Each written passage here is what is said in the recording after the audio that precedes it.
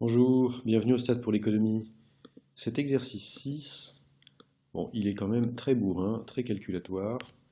Euh, il porte sur ce que vous connaissez déjà, c'est-à-dire, enfin en tout cas si vous avez fait les exercices dans l'ordre, c'est-à-dire les densités jointes pour les couples aléatoires.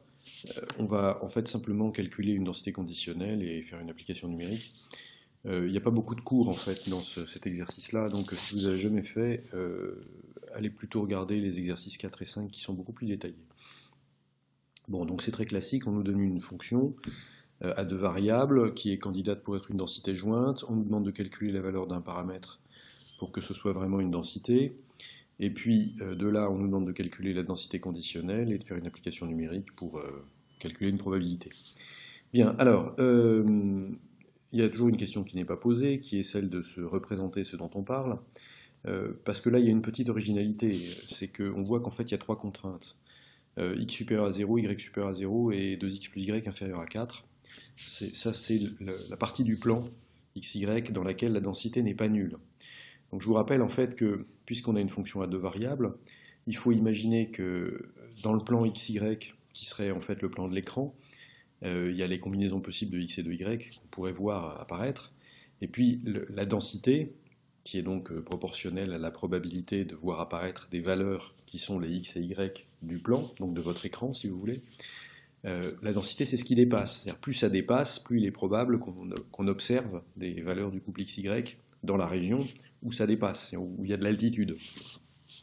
Bon, ici, ce qu'on sait, c'est qu'en dehors de la région où x supérieur à 0, y supérieur à 0 et 2x plus y inférieur à 4, la densité c'est 0, donc il n'y a pas d'observation. Donc on ne voit pas de x négatif, on ne voit pas de y négatif, et on ne voit pas de combinaison xy telle que 2x plus y supérieur ou égal à 4. Concrètement, si on dessine dans le plan xy, ben, en dehors de ce rectangle, de ce triangle bleu, il n'y a pas d'observation. Donc il n'y a pas d'observation telle que, on l'a déjà dit, x négatif, y négatif et 2x plus y supérieur à 4. Alors maintenant, si on se demande concrètement, on a écarté tout ce qui est en blanc, c'est là où il n'y a pas d'observation. Tout ce qui est en bleu, c'est là où il peut y avoir des observations. Et la densité, ça nous donne une idée de la probabilité relative des observations. Et ce qu'on voit là, c'est qu'elle est plus élevée. Comme c'est 4 moins 2x moins y, multiplié par quelque chose, d'accord, enfin c'est proportionnel à 4 moins 2x moins y, ça veut dire qu'en fait ça décroît avec x et avec y, donc la densité elle est maximale en x égale y égale 0. Donc l'observation qu'on va voir le plus souvent, c'est le couple 0,0. Et puis au fur et à mesure que x et y augmentent, ben, on va avoir de moins en moins de probabilité d'observer ces valeurs.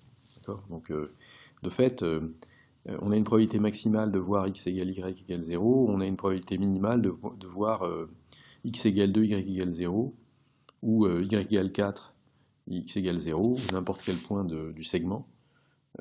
Là, la probabilité elle est nulle, mais les points qui sont dans un voisinage immédiat, ils ont une probabilité pas absolument nulle. Bien, ok, donc on a compris, en gros, le phénomène qu'on décrit, c'est il y a des points dans le triangle rectangle dont les sommets sont 0, 0, 2, 0, 0, 4, et puis il y a d'autant plus de proba qu'on est proche de l'origine. Maintenant, on peut faire des calculs. Maintenant qu'on voit à peu près de quoi on cause, d'accord? Donc les calculs, ça sert d'abord à s'assurer que la fonction à deux variables est bien une densité.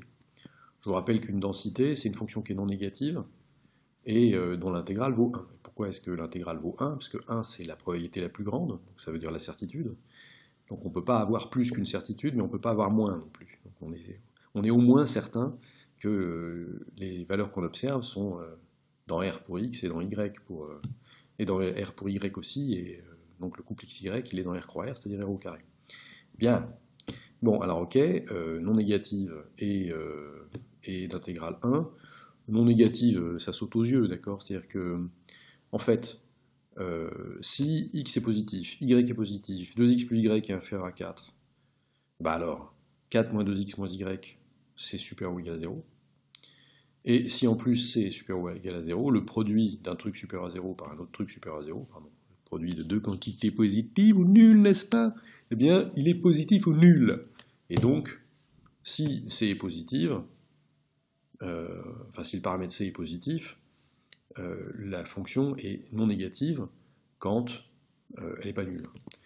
Et puis de toute façon, quand x inférieur à 0, ou y inférieur à 0, ou 2x plus 4 supérieur à 4, 2x plus y supérieur à 4, eh bien, c'est pas le problème, d'accord? Eh bien, dans ce cas-là, elle est nulle. Donc, bref, elle est non négative quand c est positif. Ok. Bon, ça c'était la partie facile. La partie plus difficile, c'est de montrer que la double intégrale vaut 1. Donc on écrit que l'intégrale de mon infini à plus l'infini de x, de l'intégrale à bon, ok, d'accord. Maintenant, ce qu'on va faire, c'est qu'on va distinguer, comme on l'a toujours fait quand on fait ce type de calcul, on va distinguer en fait et utiliser la relation de Chasles. Pourquoi? Parce que comme il y a des parties où la fonction à intégrer est nulle et des parties où la fonction à intégrer n'est pas nulle, les parties de R2 j'entends, c'est évidemment pas la même chose, puisque quand vous intégrez une fonction nulle, vous avez une intégrale nulle. Quand vous intégrez une fonction pas nulle, vous pouvez avoir une intégrale nulle, mais pas toujours. Enfin, en tout cas, il faut calculer. Donc il faut bien distinguer les parties de R où la fonction à intégrer est nulle, des parties de R2, d'ailleurs, où la fonction à intégrer n'est pas nulle. Comment est-ce qu'on fait? On reprend notre petit dessin. Parce que là, on sait que la fonction à intégrer, elle n'est pas nulle quand x est positif, quand y est positif, et quand en plus 2x plus y est inférieur à 4. D'accord? En revanche, quand x et y sont positifs, mais que 2x plus y sont supérieurs à 4, strictement, là, la fonction à intégrer est nulle. Donc, sur cette partie de R, on va avoir une fonction à intégrer nulle, une intégrale nulle. De même, si x, y est positif, mais que x est négatif, fonction nulle, intégrale nulle. Si à la fois x et y sont négatifs, bon, ça, pareil, c'est nul. Et puis si x est positif mais y est négatif, on a encore une fonction nulle, donc une intégrale qui va être nulle. Bref, on a juste besoin d'intégrer, en fait, on a juste besoin de séparer le triangle. En faisant attention quand même au fait d'ailleurs que le triangle, il va nous donner les bornes d'intégration. Pourquoi? Alors les bornes d'intégration, il faut y faire un peu attention, parce que ça nous est déjà arrivé d'avoir des parties de R2 sur lesquelles la fonction intégrée n'était pas nulle, dont les valeurs étaient déterminées indépendamment de chacune des variables. C'est-à-dire c'était sur 0,1 fois 0,1 ou sur 0,20 fois 0,20 ou que sais-je. Là, il faut faire un peu plus attention parce qu'en fait, on voit qu'on a x et y positifs et puis on a une contrainte qui est en fait une équation de droite. Donc, concrètement, comment ça va faire? Par exemple, 2x plus y inférieur à 4, ce qu'on voit, c'est que ça nous donne immédiatement 2x inférieur à 4, donc x inférieur à 2. Bien. Mais si on intègre entre 0 et 2 pour x, eh bien en fait, pour y, on va intégrer entre 0 et quoi? 0 et y au maximum, il vaut 4 moins 2x. Donc on intègre pour x entre 0 et 2, et pour y entre 0 et 4 moins 2x. Alors on pourrait faire le contraire, c'est-à-dire on pourrait déterminer y, et puis se demander ce que vaut x. Donc dans ce cas-là, on dirait le y maximum c'est 4, d'ailleurs on voit sur le dessin que y n'est pas plus grand que 4 dans la partie bleue. C'est normal puisque la contrainte qu'on a, c'est 2x plus y inférieur à 4, donc si x égale 0, et il ne peut pas être plus petit puisqu'il faut qu'il soit supérieur à 0. Donc si x égale 0, y est inférieur à 4. Bien, donc sur y on va intégrer entre 0 et 4, mais à ce moment-là, x qu'est-ce qu'il vaut? Il vaut en fait 4 moins y divisé par 2. Alors là, pour le coup, avoir une borne supérieure d'intégration avec des machins sur 2... Non, bon, alors ce qu'on va faire, c'est qu'on va bien prendre celui-là. On va bien intégrer entre 0 et 2 sur x, et entre 0 et 4 moins 2x sur y. Et donc du coup, on a bien ça. C'est-à-dire que notre intégrale de moins l'infini à plus l'infini, de moins l'infini à plus l'infini dx dy, bon, c'est la même chose que l'intégrale de moins l'infini à plus l'infini, de moins l'infini à plus l'infini dy dx. Puisqu'on a dit, on intègre de 0 à 2 sur x, et de 0 à 4 moins 2x sur y. Donc c'est bien l'intégrale qu'on a écrite là. Puisque on voit qu'on a 0 à 2 dx, 0 à 4 moins 2x dy.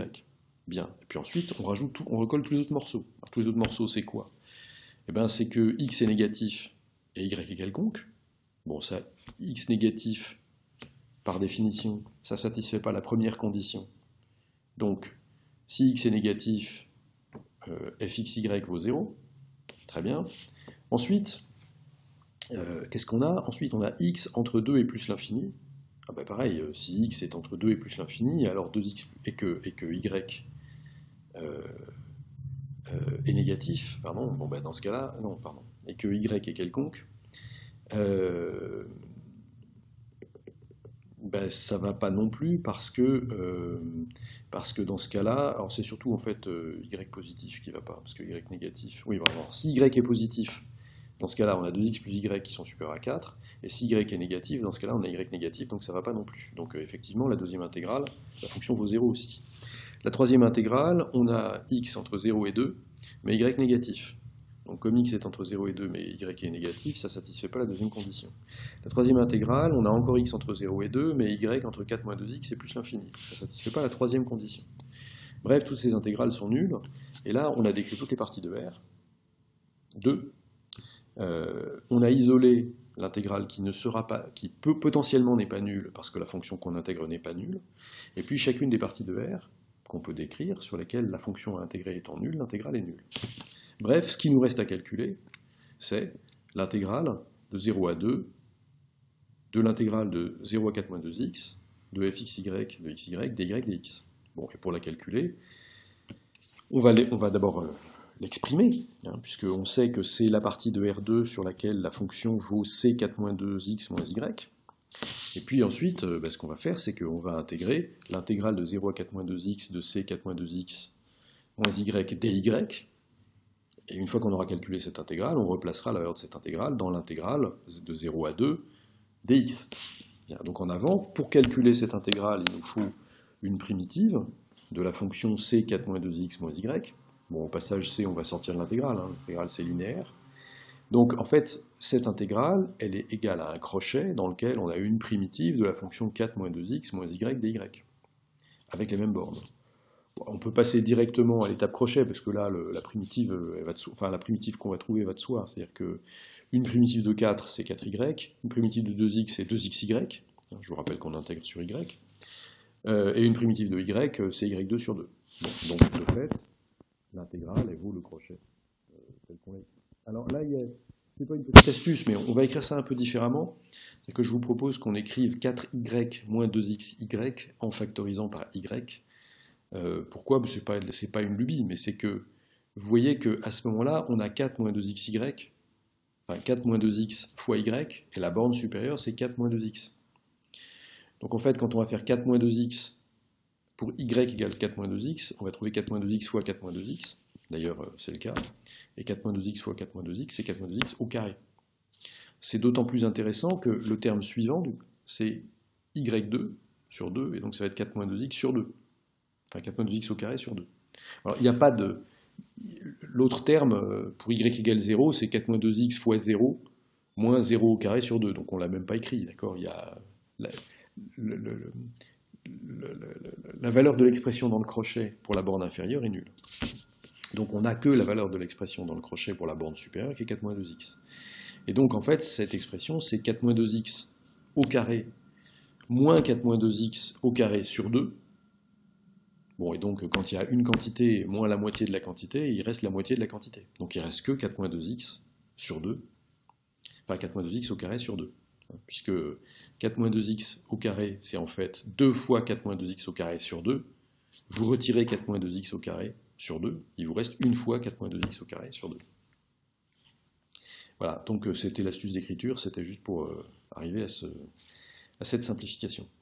Bien, donc en fait, notre intégrale, qui est l'intégrale du centre dans l'expression, là c'est 4 moins 2x au carré sur 2, donc on va pouvoir replacer ça dans la grande intégrale, et on se retrouve donc avec l'intégrale de moins l'infini à plus l'infini, de l'intégrale de moins l'infini à plus l'infini de la fonction à deux variables fxy, de xy, dx, dy, dont on a dit que ça valait l'intégrale de 0 à 2, de l'intégrale de 0 à 4 moins 2x, de c 4 moins 2x moins y, dy, dx. On a inversé, souvenez-vous, l'ordre des intégrandes pour pouvoir écrire différemment l'intégrale. Là, on remplace l'intégrale de 0 à 4 moins 2x par en fait 4 moins 2x au carré sur 2, et donc on n'a plus qu'à intégrer, en sortant le paramètre, l'intégrale de 0 à 2, 4 moins 2x au carré sur 2, dx.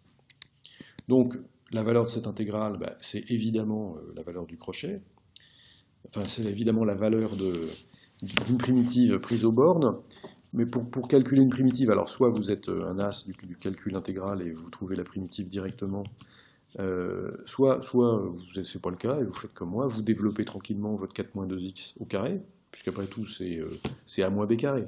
Et donc a moins b carré c'est a2 moins 2AB, le double produit, plus B2. Donc ici, A2, en fait, c'est 2x. Alors ça peut être 4 ou ça peut être 2x, peu importe. Mais si on considère que A, c'est 2x, ça vous fait donc 4x au carré, moins le double produit 4 fois 2, 8, fois 2x, 16x, plus 4 au carré, 16, et donc vous avez bien 4x au carré, moins 16x, plus 16 sur 2. D'accord ? Puis si vous, ça c'était 2x moins 4, si c'est 4x moins 2, c'est pareil. Bien. Ensuite, il vous faut des primitives de ça. Une primitive, alors en fait, il faut tout diviser par 2, donc il vous reste 2x2. Une primitive de 2x2, c'est 2 tiers de x3, puisque 2 tiers de x3, quand vous dérivez, x3 ça vous fait 3x2, fois 2 tiers, ça vous fait 2x2, c'est ce qu'on veut. Une primitive de moins 8x, eh bien c'est moins 4x2, puisque moins 4x2, chaque x2 va vous donner 2x quand vous allez dériver, ça vous fait 4 fois 2, 8, donc c'est bon. Et puis une primitive de 8, enfin ça se divise par 2, c'est 8x, donc on y est. Donc c'est bien c fois 2 tiers de x au cube, moins 4x2, plus 8x, pris entre 0 et 2. Alors là encore, la borne inf, ça vous donne 0, puisque 0 au cube, 0 au carré, 0 c'est 0. D'accord ? Donc il faut juste calculer la valeur à la borne supérieure, c'est-à-dire 2 tiers de 2 au cube, moins 4 fois 2 au carré, plus 8 fois 2. Bon, alors là, il y a une chose bizarre qui s'est produite dans l'écriture, c'est qu'il y a une barre qui a remplacé un signe plus, mais l'important, c'est surtout de comprendre qu'en fait, on a une simplification dans le calcul, et donc ce qui reste, c'est qu'il reste simplement c fois 16 tiers, et puisqu'on veut que, en fait, cette grosse intégrale dont on est venu à bout du calcul soit égale à 1, comme on a c fois 16 tiers qui doit être égal à 1, ça nous donne donc c est égal à l'inverse de 16 tiers, c'est-à-dire 3/16. Donc si c est égal à 3/16, on l'a vu, la fonction est non négative, puisqu'elle est nulle sur la plupart de R2, sauf sur une partie de R2 où elle est positive ou nulle. Et puis l'intégrale double de la fonction sur x et sur y sur tout R2, ça donne 1. Donc on a bien une densité de probabilité, donc maintenant on peut dire que cette fonction c'est une densité jointe. C'est une densité jointe pour le couple aléatoire xy. Puisqu'on a une densité jointe, on connaît maintenant les distributions de probabilité du couple xy. Bien. Donc c'est super, on peut calculer une densité conditionnelle, et je vous rappelle qu'une densité conditionnelle de y sachant x, c'est une densité de y conditionnellement à une certaine valeur de x. Donc ça permet de calculer la proba que y soit plus grand que, par exemple on va le faire, que y soit plus grand que 2, sachant que x est égal à 0,5. Alors c'est pas forcément la même probabilité que la probabilité que y soit plus grand que 2, sachant x égale 0. Si c'est le cas, d'ailleurs, si les densités conditionnelles diffèrent les unes des autres, ça signifie qu'il y a une relation de dépendance statistique entre x et y. Parce que si y est indépendant de x, alors la densité conditionnelle de y est la même, quel que soit x. Bien sûr. Si ça dépend, c'est qu'il y a de la dépendance. Bien, alors, là,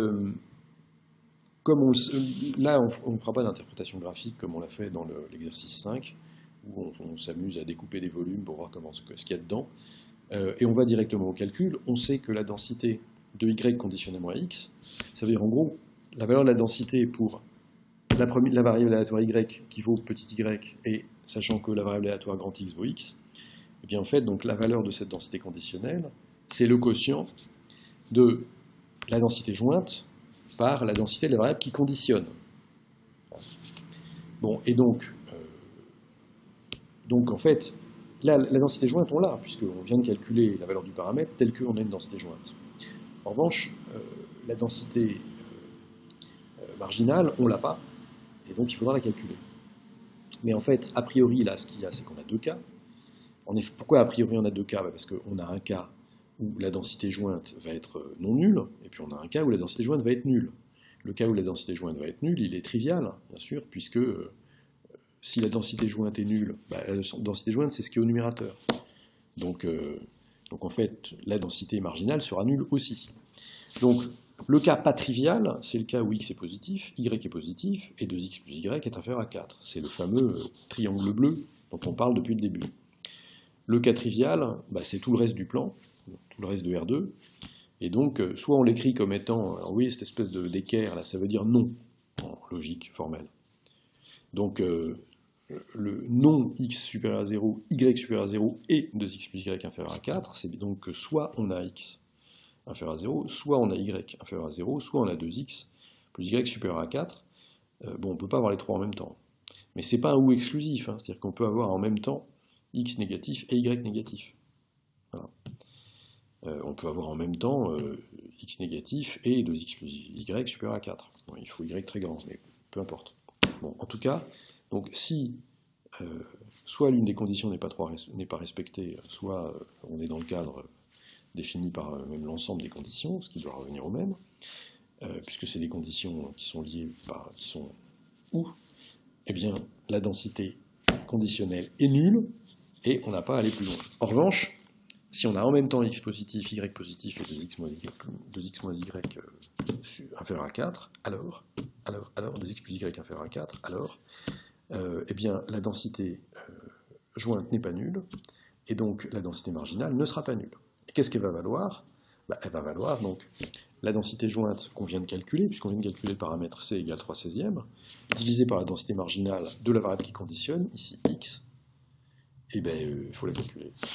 Donc il faut la calculer, vous vous souvenez qu'une densité marginale, c'est en fait l'intégrale de la densité jointe, mais sur la variable, sur l'autre variable, pas sur la variable dont on cherche la densité marginale, ou sur les autres variables s'il y a plus de deux variables. Bon, et là encore, il y a deux cas, c'est-à-dire que, en fait, la densité marginale, si x est négatif, si y est négatif, si 2x plus y sont supérieurs à 4, la densité marginale va être nulle. Bon, c'est surtout si x est négatif, puisque y, c'est dans le calcul intégral que ça intervient. D'accord? Mais si x est négatif, ou si, en fait, x supérieur à 4 moins y, la densité marginale va être nulle, mais sinon, elle vaut, alors on met 3/32e de, etc. Pourquoi est-ce qu'on met ça? Parce qu'on le calcule, d'accord? Donc là, le cas non trivial pour la densité marginale cette fois-ci, c'est donc le cas où x est positif, et pour autant, x est inférieur à 4 moins y sur 2. Et donc dans ce cas-là, qu'est-ce qu'on fait? On écrit donc l'intégrale de la densité jointe sur y. C'est quoi? C'est donc l'intégrale de 0 à 4 moins 2x, de 4 moins 2x moins y, fois 3/16. D'accord? Donc, en fait, c'est 3/16 du crochet, où il y a l'intégrale de, une primitive de la fonction qu'on cherche à intégrer. Donc, une primitive de 4, c'est 4y, une primitive de 2x, c'est 2xy, une primitive de y, c'est y2 sur 2, et là, vous reconnaissez, en fait, un calcul qu'on a déjà fait. Et donc, sans aucune surprise, on va se retrouver avec un crochet qui vaut 3/16 fois 1,5 fois 4 moins x2 sur 2, 4 moins 2x au carré. Ça, on a déjà fait le calcul pour lequel on avait trouvé 4 moins 2x au carré sur 2. Là, on multiplie par 3/16 parce que le c, on sait qu'il vaut 3/16. Bon, donc, on sait ce que vaut la densité marginale, de sorte que maintenant, notre densité conditionnelle, c'est en fait la densité jointe 3/16 de 4 moins 2x moins y, divisé par la densité marginale 3/32 de 4 moins 2x au carré. On peut simplifier un peu. Alors dans un premier temps, pour simplifier un peu, ce qu'on va faire, c'est que 3/16, c'est le double de 3/32. Donc on remplace le quotient 3/16 divisé par 3/32 par 2 au numérateur et 1 au dénominateur. Bon, et puis ensuite, on peut encore simplifier. Pourquoi? Parce que 4 moins 2x au carré, c'est en fait 4 fois x moins 2 au carré. Et donc, comme il y a 2 au numérateur et 4 au dénominateur, on peut simplifier en retirant le 2 du numérateur et en divisant par 2 le cas du dénominateur. Et donc, il nous reste 4 moins 2x moins y divisé par 2 fois x moins 2 au carré. Voilà. Bon, donc ça, c'était de l'arithmétique simple. Bon, alors ça nous donne, c'est pratique à écrire, n'est-ce pas? Ça nous donne donc, oui, que notre dérivée, notre densité conditionnelle, elle vaut ce qu'on vient de calculer si x est positif, y est positif et 2x plus y est inférieur à 4, et 0, si une des conditions ou l'ensemble des conditions ne sont pas respectées. Voilà.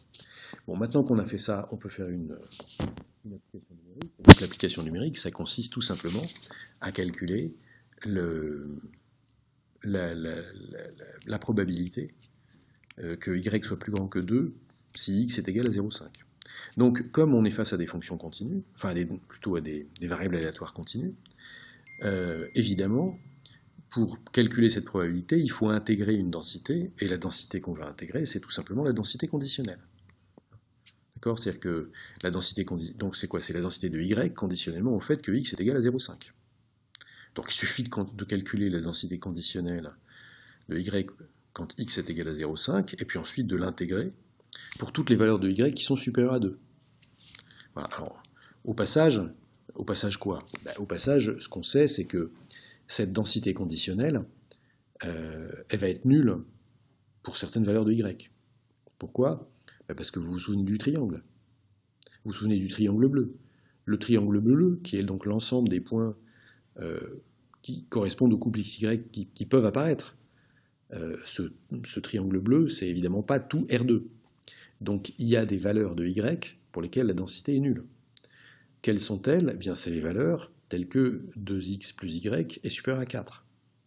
Bon, et comme on a fixé x est égal à 1,5, si on remplace x par 1,5 dans l'équation 2x plus y supérieur à 4, on a en fait 1 plus y supérieur à 4, on fait passer le 1 de l'autre côté de l'inégalité, et on a y supérieur à 3.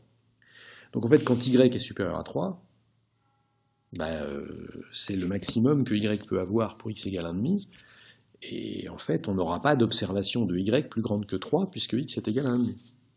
Donc de fait, notre intégrale de 2 à plus l'infini de la densité conditionnelle, on va la diviser en deux en utilisant la relation de Chasles, on a une intégrale de 2 à 3, c'est en fait la région, la partie de R, sur laquelle la densité conditionnelle ne va pas être nulle, et puis on a 3 à plus l'infini, où là la densité conditionnelle est nulle. Et comme la densité conditionnelle est nulle, on intègre un truc nul et ça va nous donner un résultat nul. Bien. Donc ce qui nous importe en fait, pour calculer la probabilité, c'est d'intégrer, c'est la valeur de l'intégrale de la densité conditionnelle entre 2 et 3. Et donc entre 2 et 3, on remplace l'expression formelle de la densité conditionnelle, c'est-à-dire gy de y sachant x égale 0,5, par la valeur qu'on a calculée à la question précédente, c'est-à-dire 4 moins 2x moins y, sur 2x moins 2 au carré. Ouais, puis non seulement on fait ça, mais en plus, ça c'est pour x égale 0,5. Donc on va remplacer le x dans l'expression par 0,5. Quand on remplace le x par 0,5, qu'est-ce qui se passe? Il se passe qu'au numérateur, le moins 2x, ça devient moins 1, puisque 2 fois 0,5, c'est 1. Et puis au dénominateur, on a x moins 2 au carré, ça fait 1,5 moins 2 au carré, ça fait 3,5 au carré. 3,5 au carré, ça fait 9 quarts. Bon, donc en fait, notre fonction, qu'est-ce que c'est? Notre fonction, c'est 3 moins y divisé par 9 quarts, divisé par 2 fois 9 quarts. Pardon. 2 fois 9 quarts, ça fait 9 demi. Mais divisé par 9 demi, c'est comme multiplié par 2 neuvièmes. Du coup, ce qu'on a à calculer, c'est en fait 2 neuvièmes de l'intégrale de 2 à 3 de 3 moins y.